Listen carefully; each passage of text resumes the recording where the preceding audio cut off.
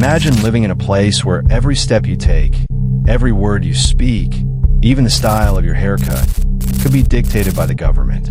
A land cut off from the rest of the world, where the rules are not just strict, they're strange.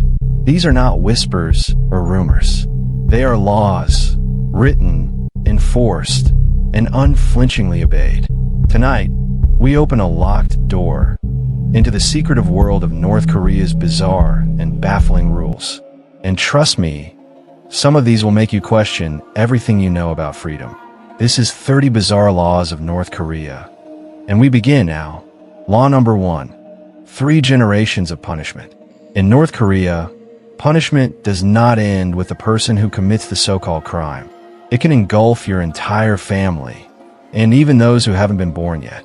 This law, known by defectors as 3 generations of punishment, means that if someone is found guilty of an act the state calls treason, dissent, or disloyalty, their parents, children, and grandchildren can also be imprisoned, even if they had nothing to do with the offense.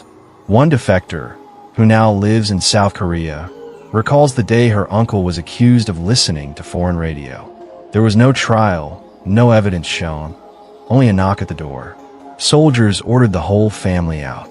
Her grandmother, a woman who had never left her village in 70 years, was told she would be resettled in the mountains. Her cousin, a bright student with dreams of becoming a teacher, was pulled out of school and sent to a remote mining town. The uncle was taken to a labor camp.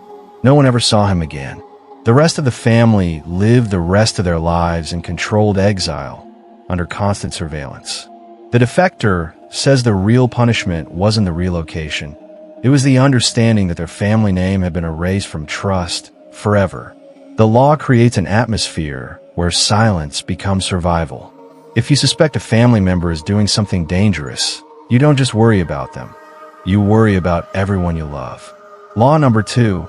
No international phone calls. In most countries, making a phone call to someone overseas is a matter of convenience. In North Korea, it is a matter of life and death.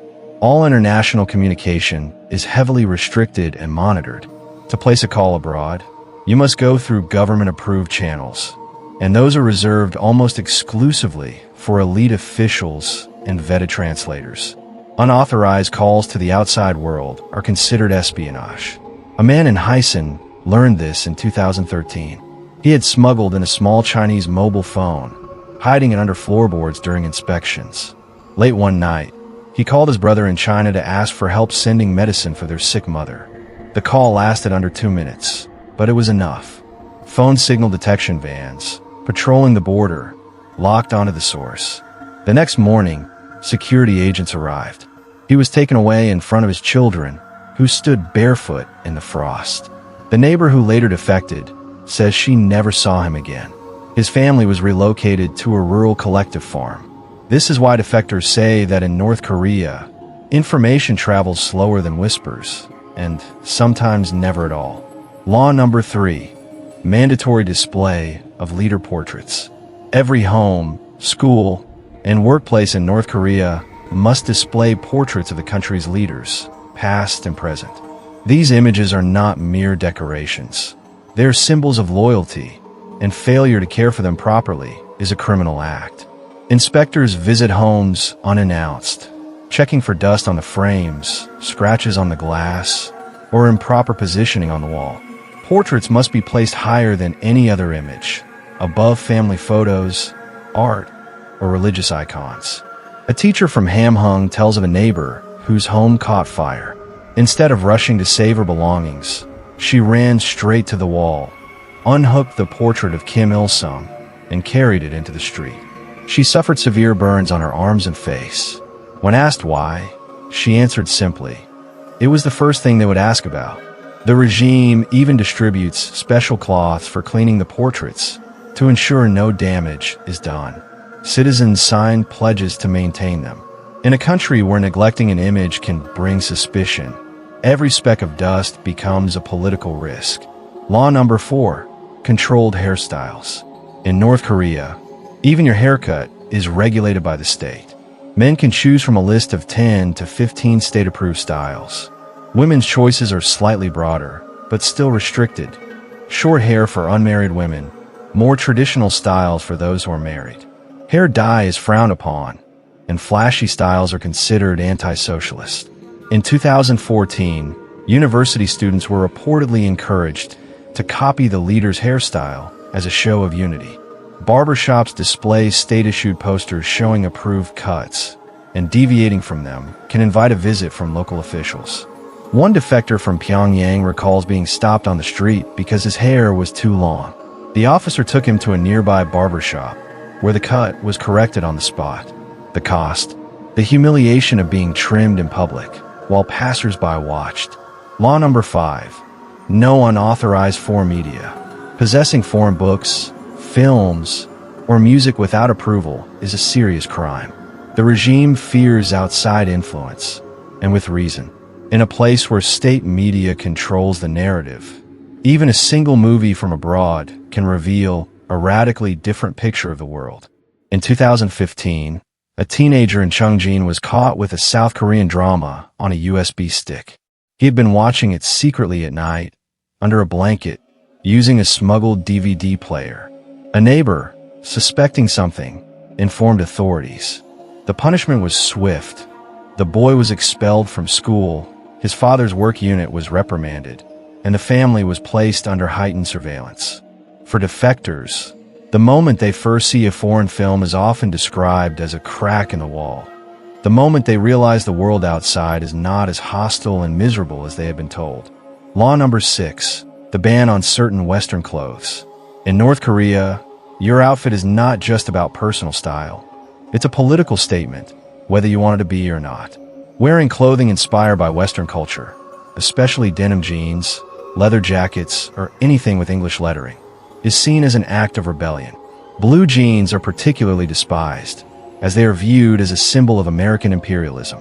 In 2016, a 22-year-old university student in Pyeongchang was caught wearing a black leather jacket with a small English logo stitched near the sleeve. To him, it was nothing more than a gift from his cousin across the border in China. But to local inspectors, it was evidence of foreign influence. The jacket was confiscated on the spot. He was fined more than a month's salary, and his name was recorded in the district's anti-socialist behavior ledger, a permanent stain on his political record. Defectors say this isn't just about fashion. It's about erasing any visible reminder that a different, freer world exists outside the country's borders. Clothing is used as a tool to make everyone look the same, think the same, and submit to the same ideology. Law number 7. Only state-approved haircuts are permitted. There are no punk mohawks or long rockstar hair in North Korea. Instead, there's an official catalog of state-approved hairstyles, about 18 for women and 10 for men. Married women are expected to keep short, conservative cuts, while young single women may be allowed slightly longer styles. Men's hair must be neatly trimmed, and in most cases, it cannot be longer than 5 centimeters. In 2014, a young man in Hysan grew his hair down to his shoulders, trying to imitate South Korean celebrities he had secretly seen in smuggled K-dramas. One day, during a routine workplace inspection, his supervisor ordered him to the local barbershop. The cut was done under the watchful eye of 2 party officers, who then publicly humiliated him in front of his coworkers for corrupt capitalist grooming. The regime sees hair as more than just hair. It's a visible sign of loyalty. If they can control what's on your head, they can control what's in it. Law number 8. No private internet access. For ordinary North Koreans, the global internet doesn't exist. Instead, there's Kwangmyong, a closed, heavily monitored intranet that only contains state-approved information. There is no Google, no social media, no private emails to friends abroad. In 2017, a mid-level government employee in Pyongyang was granted temporary access to the real internet for work purposes. Tempted by curiosity, he searched for images of Seoul at night. The next day, he was summoned for questioning, and his access was permanently revoked. Months later, he was quietly transferred to a lower status job in a rural district, a demotion widely understood as punishment for his dangerous curiosity. For the regime, restricting the internet is about controlling thought. If you can never read an uncensored news article or watch a foreign video, you cannot compare your life to the world beyond the border. Law number 9. Restrictions on birthdays that clash with leaders' birthdays. In most countries, birthdays are personal celebrations. In North Korea, certain dates belong exclusively to the leaders. If you were born on April 15th, the birthday of Kim Il-sung, or February 16th, the birthday of Kim Jong-il, you may be pressured to change your official birth record so it does not compete with national celebrations. One defector recalls her cousin, born on February 16th, 1994, being registered as February 15th on all state documents. The family was told this was an honor to ensure the leader's birthday remained sacred and undiluted. When she turned 10, she received no party because her birthday, even the altered date, fell too close to the state holiday. It's a strange, quiet form of control. Even your birth date is not fully your own. Law number 10. The ban on foreign films, music, and books. Entertainment in North Korea is not meant to entertain. It's meant to indoctrinate. All films, music, and literature must be state-approved propaganda. Anything foreign, especially from South Korea, the United States, or Japan, is banned outright. In 2015, a teenager in Chongjin was caught watching a South Korean romantic drama smuggled in on a USB stick. The USB had been hidden in a bag of rice brought over from China. When inspectors raided the home during a surprise neighborhood search, they found it inside the family's DVD player. The boy was taken away for re-education, and his father lost his position at a local factory. For the regime, foreign media is dangerous because it shows ordinary people living freely, speaking openly, and pursuing dreams without fear, images that could spark dangerous questions in the minds of its citizens. Law number 12. Compulsory voting for a single candidate. Elections in North Korea happen every 5 years, but there's only one candidate for each district, pre-selected by the regime. Citizens must show up, smile, and drop the ballot into the box. In 2014, a defector recalled being 19 and voting for the first time. She entered the polling station, surrounded by officials in crisp uniforms. Her ballot had only one name printed in bold letters. If she wanted to vote against, she would have had to walk to a separate booth in full view of everyone, something no one dared to do. Not voting or appearing hesitant could mark you as suspicious. It's an election in name only, a performance of democracy where the outcome is decided long before the first vote is cast. Law number 13. Restrictions on pet ownership. In Pyongyang, pet ownership is tightly controlled. Dogs, especially large breeds, are considered symbols of Western influence, and the government has repeatedly ordered citizens to hand them over. In 2020, reports emerged of authorities going door to door in certain neighborhoods, confiscating pet dogs under the pretext of controlling Western decadence and improving hygiene. One woman tried to hide her small white dog by sending it to her cousin's home in another district. Days later, she learned inspectors had tracked it down. The dog was taken, and she was warned that her bourgeois tendencies were under watch. Law number 14. Government assigned jobs for life. Most North Koreans don't choose their careers. The government assigns them based on perceived loyalty, skills, and the needs of the state. Changing jobs without approval is illegal. One defector described how, after graduating, he dreamed of becoming a teacher. Instead, he was assigned to a coal mine because his father had once been accused of hoarding food during a famine. He spent 12 years underground, developing chronic lung problems. When he once tried to petition for a transfer, he was told his request was politically inappropriate and warned never to bring it up again. Law number 15. State-controlled love letters. In North Korea, even romance can be regulated. In military units and certain state institutions, love letters must be approved before being sent. The censors check for politically inappropriate expressions or anything suggesting dissatisfaction with life in the country. In 2011, a young soldier wrote to his girlfriend about how he missed her and dreamed of moving to Pyongyang together. The letter was intercepted. His superiors accused him of being soft and unfocused on revolutionary duty. As punishment, he was denied leave for 2 years and reassigned to a more remote border post. Law number 16. Mandatory uniforms for students and workers. School children, factory workers, and office employees in North Korea wear standardized uniforms. For students, Failing to wear the correct one can mean public reprimand or denial of entry to class.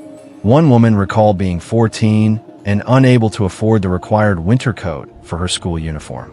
Her family tried to make a similar one at home, but the fabric was slightly off color. She was made to stand at the school gate until her parents came, humiliated in front of classmates. The message was clear: conformity isn't just preferred, it's enforced in public view. Law number 17. Restrictions on name usage. No one in North Korea is allowed to have the same name as the current leader. When Jong rose to power, anyone with the same name had to legally change it. A man in Hamhung reportedly had to change his daughter's name in 2012 because it matched the leader's given name. The family was called into the local administrative office and told they had 48 hours to pick a new name. They chose something traditional, but the experience left them shaken. A reminder that even your name is subject to the regime's will. Law number 18. Travel restrictions within the country. North Koreans cannot freely move from one city to another without permission. Travel permits are required, and checkpoints along major roads enforce the rule. In 2015, a woman attempted to travel from her rural village to Pyongyang to visit her sick sister. At a checkpoint, soldiers asked for her papers. She didn't have the correct stamp, so she was ordered off the bus, interrogated for hours, and forced to return home. Her sister died weeks later, and she never got to say goodbye. Law number 19. Restrictions on children's names and dress. The state promotes revolutionary names for children, ones that carry political meaning. Parents who choose foreign-sounding or frivolous names risk being forced to change them. Likewise, children's clothing must conform to traditional or approved styles. One defector told of naming his son Michael after a foreign athlete he admired. Local officials called the name imperialist and ordered it changed. They also confiscated the boy's bright yellow t-shirt, replacing it with a plain gray one, more fitting for a young revolutionary. Law number 20. Mandatory ideological sessions. Every week, citizens must attend ideological study sessions. Here, they reaffirm loyalty to the regime, recite propaganda, and sometimes participate in self-criticism, publicly admitting mistakes, however small.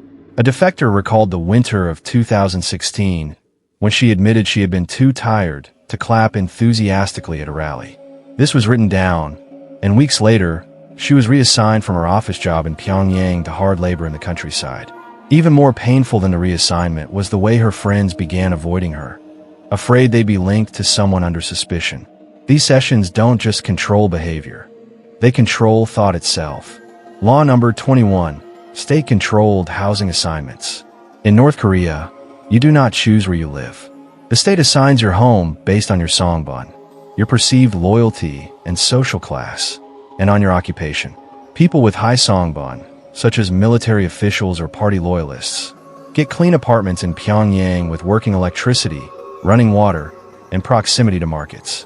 Those considered less trustworthy, children of defectors, traitors, or anyone with tainted lineage, are sent to rural or industrial towns, sometimes near dangerous mines. One defector recalls being moved overnight from the outskirts of Pyongyang to a coal mining settlement after her uncle was accused of criticizing a speech by Kim Jong-il. "We didn't even pack our clothes," she said.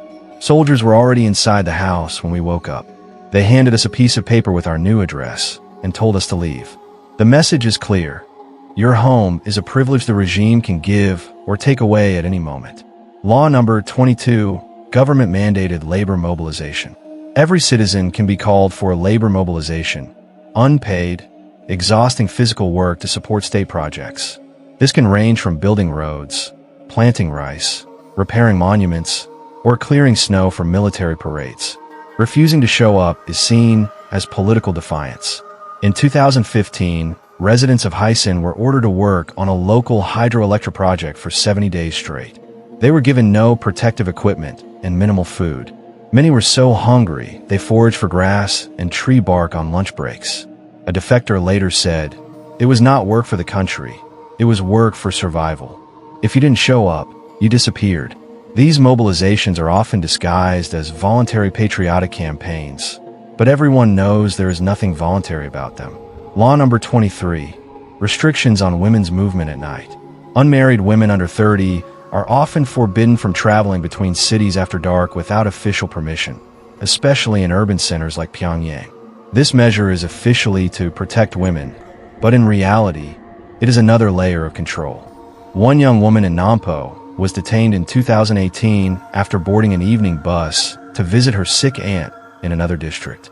Security officers demanded her travel permit, which she didn't have. She was forced to spend the night in a police station until her work unit's leader came to vouch for her. She was later required to write a confession explaining her lack of discipline. This rule keeps women tethered to their work units and neighborhoods, limiting their independence. Law number 24. Ban on private education. Tutoring or private teaching outside state schools is illegal.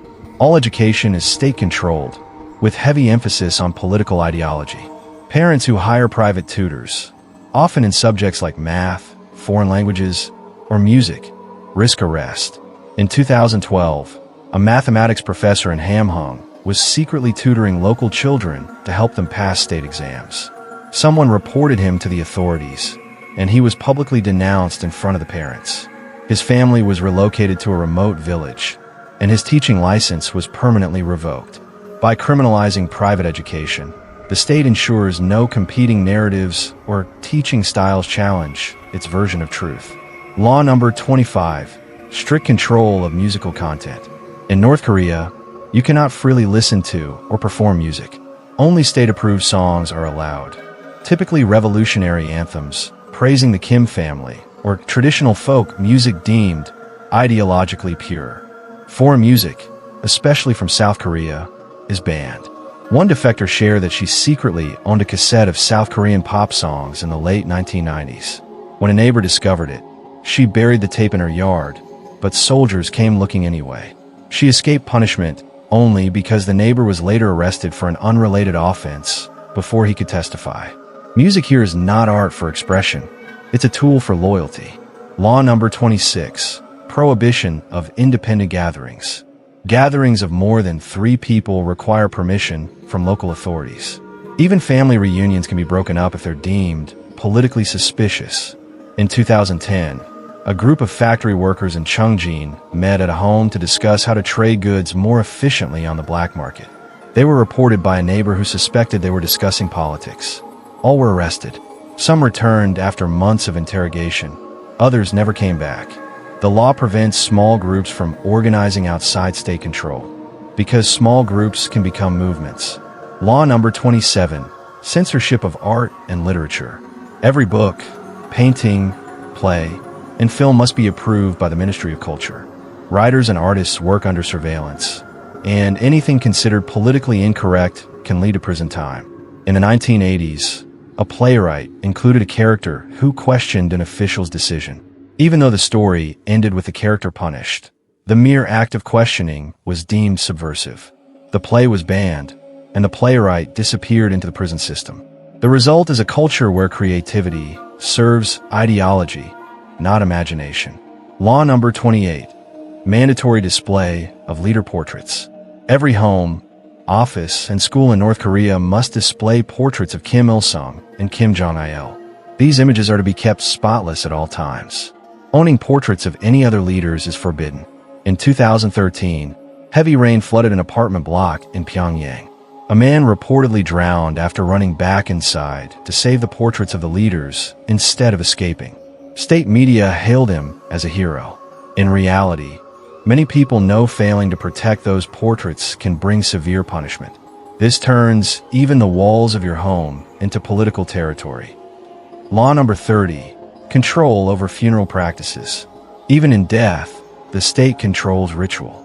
Funerals must be conducted according to approved guidelines, with special mourning rules if the deceased served the state. Independent or religious funerals are banned. In 2009, a family in North Hamgyong province tried to hold a small Buddhist service for their grandmother. When authorities learned of it, the monks were detained, and the family was ordered to hold a state-style ceremony instead. The law ensures loyalty rituals extend from birth to death and beyond. 30 laws, 30 glimpses into a world where every breath, every step, Every thought is weighed and watched. Where loyalty is not just expected, it's extracted, sometimes at the cost of blood. But these are not the only rules. Behind the fences and the watchtowers lie laws even stranger, even darker, ones whispered about by defectors, and buried in files the outside world was never meant to see. If these 30 chilled you, the next 10 will haunt you. The clock is still ticking in Pyongyang, and somewhere out there, the next story is already unfolding. This is not the end. It's the opening act.